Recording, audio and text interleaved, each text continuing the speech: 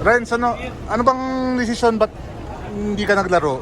Actually, first game, hindi ko rin alam eh. Parang hindi rin ready yung katawan ko nung first game. Pero ngayon, nung second game, after ng first game, sinabihan ko na sila na hirap yung katawan ko. Sabi ko, hirap yung katawan ko kasi after ng game, na-trigger yung back ulit. So, sumakit. Sinabi ko rin agad sa kanila kasi hindi ko na kaya maglaro even though i-line up nyo sa Santa. May pag-usap ko na parang nag-worsen kapag naglalaro. So immediately after nung game nyo, sinabi mo na Actually, masakit na talaga yung game talaga. Okay. Kaso tinitiis ko lang. Kasi kulang din talaga kami. Wala kami.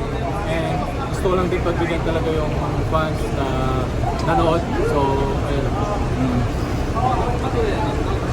Pero ngayon, kumusta yung... Okay naman, pero not totally okay. Pero mas better siya kahapon.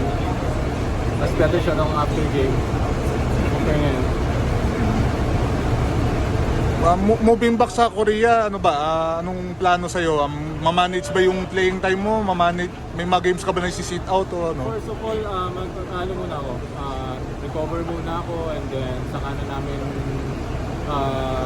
pag-usapan yan. And okay lang din kung hindi nila manage yung time ko kasi kailangan ko rin tulungan yung mga locals kasi pagod na yung mga yon, kailangan ko rin sila pagpahinga. Pag andun ako, okay lang kahit gamitin ako ng habang minutes so, para matulungan ko rin sila mga pag-recover.